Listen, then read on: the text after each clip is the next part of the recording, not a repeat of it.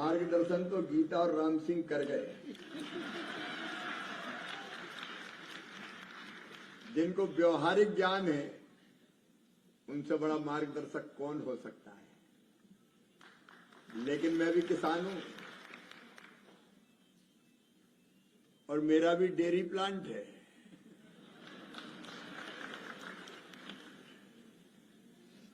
और इसलिए मैं ऐसा मंत्री नहीं हूं कि जैसे कुछ पता ही नहीं हो। और वैसे भी मंत्री नहीं हूं, ना मैं अतिथि हूं, क्योंकि अतिथि तो वो होता है जिसके आने की तिथि ज्ञात नहीं होती, बिना बुलाए कभी भी टपक जाए। लेकिन मेरी तिथि तो आपने तय करी है। और दूसरी बात, मैं आपके बीच में मेहमान कैसे हो सकता हूं? मैं तो मामा हूं।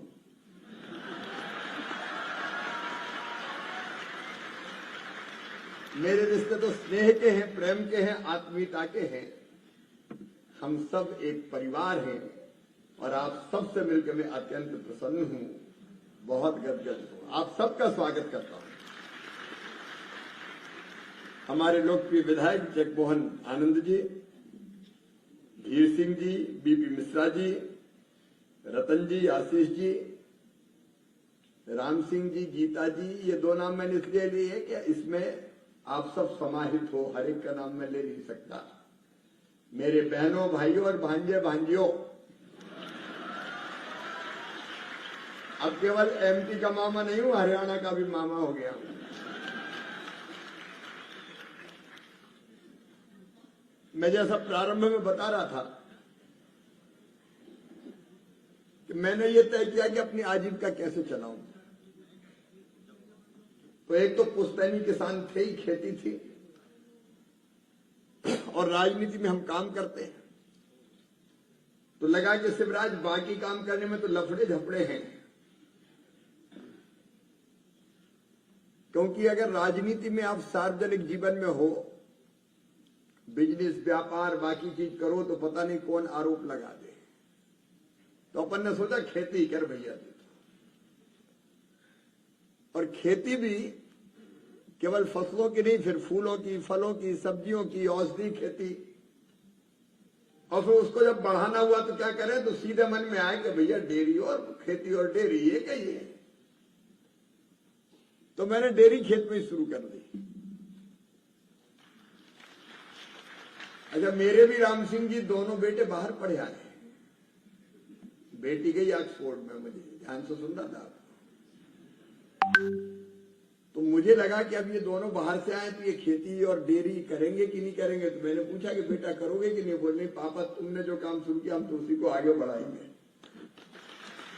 मैंने कहा ये मत कहना बाद में कि बापू सेहत के लिए हानिकारक है। लेकिन उन्होंने भी तय किया किसी काम को आगे बढ़ाएंगे। और एनडीआरआई से हम भी और कुछ सीखेंगे, राम सिंह जी से भी सीखेंगे, प्रेरणा लेंगे, कुछ सीखेंगे, कुछ सिखाएंगे और आगे बढ़ते जाएंगे। देखिए, प्रधानमंत्री नरेंद्र मोदी जी का संकल्प है किसानों की आय दुगनी करना। और एक बात मैं दिल से कह रहा हूं, मैं नेता बाद में हूं, इंसान हूं, इंसानों को प्यार करता हूं और प्यार को ही भगवान मानता हूं। जो भी प्यार से मिला हम उसी पे हो लिए। और मेरे लिए किसानों की, गरीबों की सेवा भगवान की पूजा है। पहले मध्य प्रदेश में करता था जब तक मध्य प्रदेश का मुख्यमंत्री था। फिर मुझे पार्टी ने कहा कि दिल्ली आओ, तो मामा दिल्ली आ गए। आज गीता जयंती में भाग लेके जा रहे थे तो हम कहा अब एनडीआरआई को तो देख के जाएंगे। फिर मैंने गांव में भी गया, तो गांव में किसानों से मिले, बहनों से मिले, और दिल में एक ही संकल्प है, एक ही मिशन जिंदगी का, कैसे अपनी जनता की बेहतर सेवा करें, किसानों की, बहनों की। बहनों को मैं देवी मानता हूं और मध्य प्रदेश में जितने कार्यक्रम होते थे पहले बेटियों की पूजा करता था। पर वो एक मैसेज देने के लिए, क्योंकि अपन देखते थे कि पुरुष प्रधान समाज में महिलाओं का उतना सम्मान नहीं था। मैंने अपने गांव में देखा, बेटा पैदा हो जाए तो खुशियां मनाई जाए, बधाई गाई जाए, मिठाई बांटी जाए, ढोल बजाया जाए, और बेटा पैदा हो गया तो पता चला मां का भी, बेटी पैदा हुई तो मां का चेहरा भी उतर जाए। तो मैं सोचता था भगवान ये क्यों होता है, ये भेदभाव क्यों?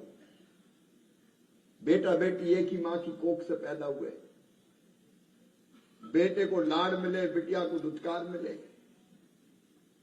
तो बचपन से मेरे मन में बेचैनी रहती थी। मैं छोटा था लेकिन कई जगह कहता था बेटी को आने दो, बेटी है तो कल है, बेटी नहीं बचाओगे तो बहू कहां से लाओगे। तो एक जगह मैं कहता था बेटी को आने दो, एक बूढ़ी अम्मा खड़ी हो गई, बड़ी बात कर रहा, बेटी को आने दो, बेटी को आने दो, बड़ी हो गई और शादी करनी पड़ी तो दहेज में शादी का इंतजाम क्या तू करवाएगा, शादी में दहेज का इंतजाम क्या तू करवाएगा। तो मुझे लगा कि ये जब तक बोझ बांधने की मानसिकता रहेगी तब तक बेटी को पैदा नहीं होने देगी दुनिया। और इसलिए भेदभाव खत्म करना चाहिए। और इसलिए मुख्यमंत्री बनते ही मैंने पहली योजना बनाई थी लाडली लक्ष्मी योजना। मैंने कल्पना की कि बिटिया पैदा होगी तो लखपति पैदा होगी। और मैंने अफसरों से कहा कि बेटी को लखपति बनाना, पैदा होती, बोले हो ही नहीं सकता। मैंने कहा होगा। बोले कैसे सर? मैंने कहा ऐसे कि हम मुख्यमंत्री बेटी की पैदा होते ही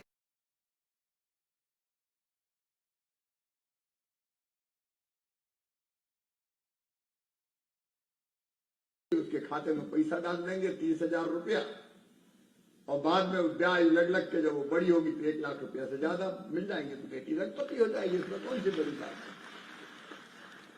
ये पहली योजना बनी लाडली लक्ष्मी। 5वीं पास करके बेटी 6वीं में जाए तो 2,000, 8वीं पास करके 9वीं में जाए तो 4,000, 10वीं पास करके 11वीं में जाए तो 6,000, 12वीं में फिर 6,000, कॉलेज में 12,500, कॉलेज पास करे तो 12,500, और बड़ी और हो जाए तो 1 लाख और 50 लाख से ज्यादा लाडली लक्ष्मी बेटी आज मध्य प्रदेश की धरती पर है। जिंदगी बदलना था। योजनाएं कई है, उनका विस्तार में नहीं जाऊंगा क्योंकि चर्चा हमको एनडीआरआई की करनी है। लेकिन बहनों, जब बोलते हुए मैं देख रहा था गीता को तो सीना मेरा गर्व से फूल रहा था। महिलाओं का आर्थिक, सामाजिक, शैक्षणिक और राजनीतिक सशक्तिकरण जरूरी है। इसलिए मध्य प्रदेश पहला राज्य था जिसने 50% रिजर्वेशन स्थानीय निकाय के चुनाव में बहनों को दिया। और उसके बाद बेटियों की शादी का कार्यक्रम शुरू किया, कन्या विवाह योजना। फिर गरीब बहन बेटा बेटी को जन्म दे तो जन्म के पहले 4,000, जन्म के बाद 12,000। और मैं भाइयों को बताना चाहता हूं कि एक भी हमने तय किया कि बेटी बहन किसी के नाम से अगर जमीन, मकान, दुकान खरीदोगे तो रजिस्ट्री का शुल्क, स्टाम्प शुल्क लगेगा 1 रुपया, और पुरुष के नाम से खरीदोगे तो 5% लगेगा। तो पतिदेव ने जमीन खरीदी और फिर अपनी पत्नी से कहा पप्पू की मम्मी तेरे नाम पे करवा दी, रजिस्ट्री का पैसा बच जाएगा।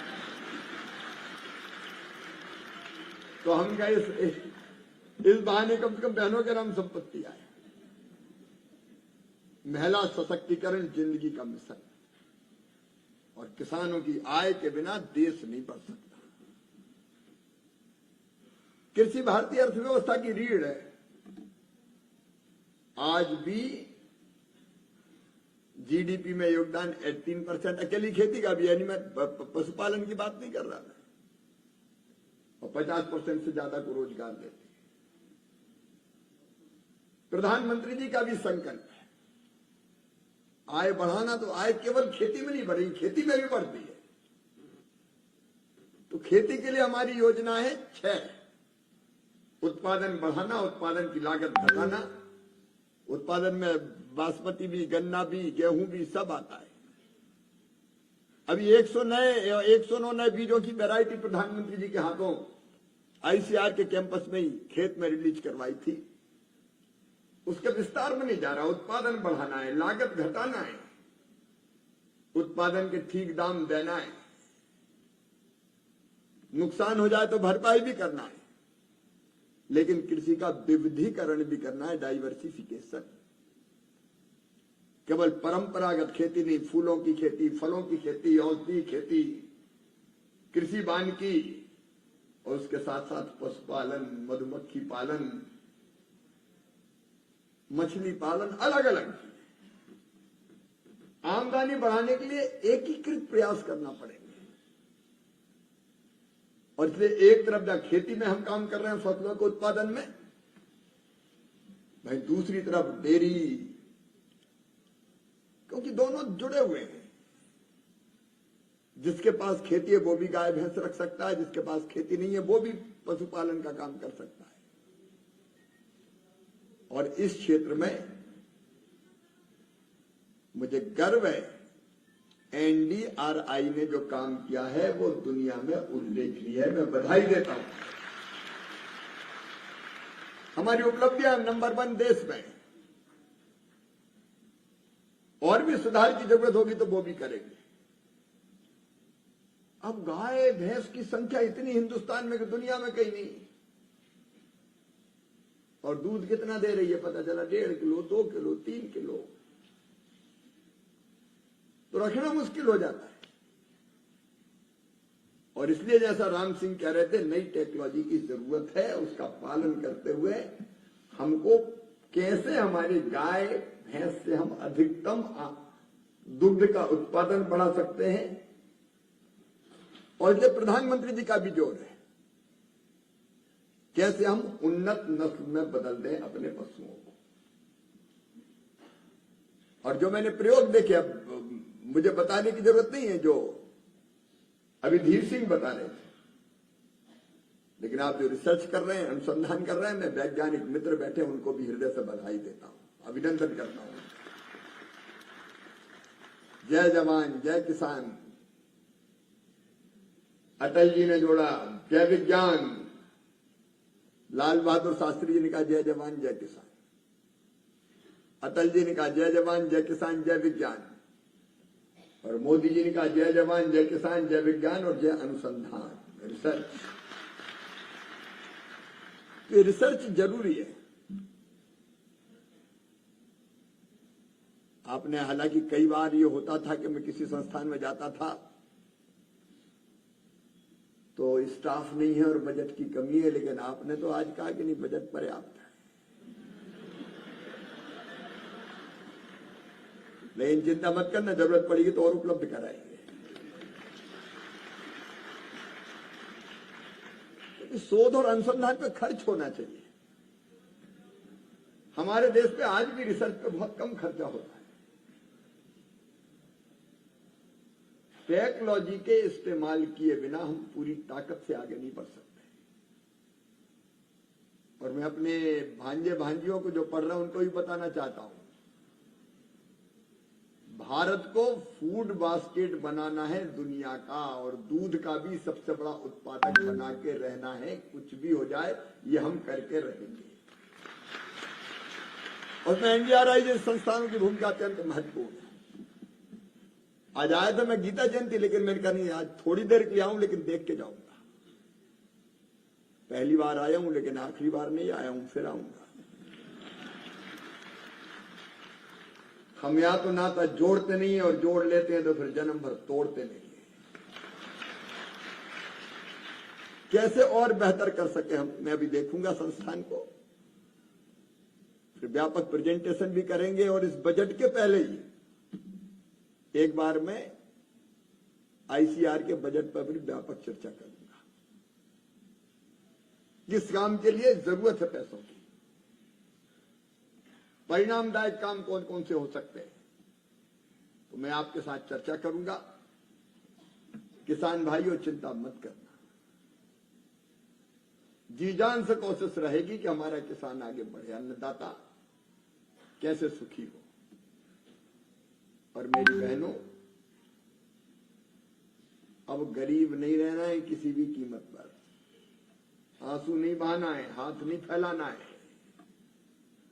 लखपति बनना है, बनना है और बनना है। और ये असंभव नहीं, मैं ऐसे भाषण झाड़ने नहीं आया।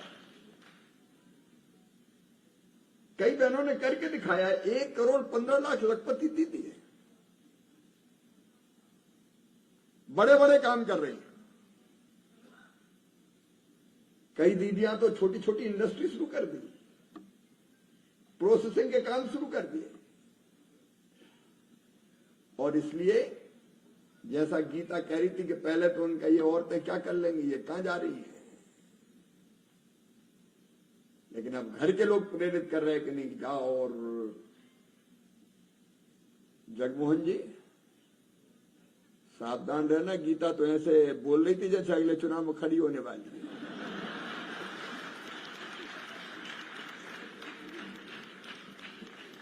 ये आत्मविश्वास है।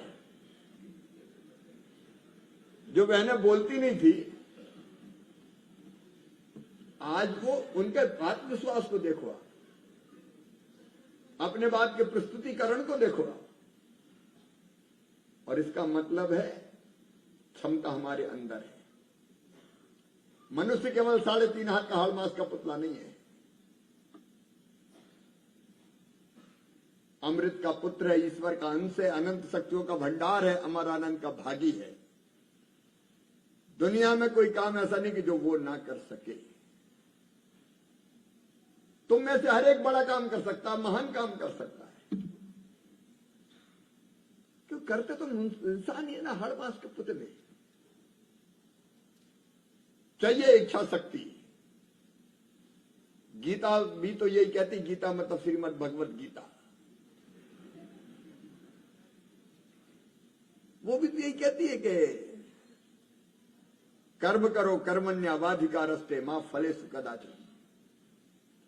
कर्म का सिद्धांत साइंटिफिक है, वैज्ञानिक है। करोगे तो परिणाम होगा ही। और तब में से हर एक ठाने, किसान ठाने के आय बढ़ा के दिखाएंगे, सरकार संग है। पशुपालक ठाने के दूध का उत्पादन में नए रिकॉर्ड स्थापित करेंगे। यहां पढ़ने वाले बच्चे ये ठाने कि रिसर्च हो, शोध हो, अनुसंधान हो, दूसरे काम हो, उसमें टॉप पर पहुंचेंगे। पहुंच सकते हो, जो सोचता और करता है वो बन जाता है। प्रधानमंत्री जी ने तय किया है कि 1947 तक विकसित भारत का निर्माण करेंगे। एक वैभवशाली, गौरवशाली, संपन्न, समृद्ध और शक्तिशाली भारत।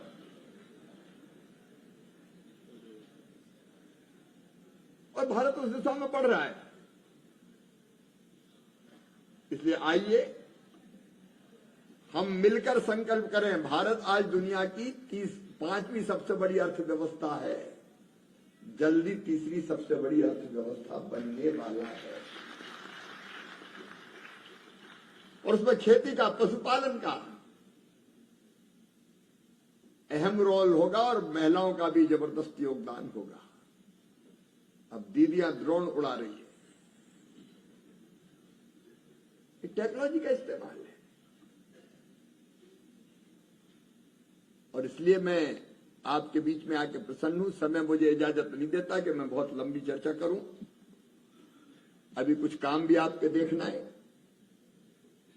लेकिन बाद में मैं फिर आऊंगा। और मैं ऐसा कृषि मंत्री नहीं हूं, ऐसा ग्रामीण विकास मंत्री नहीं हूं कि जनता से दूर रहूं।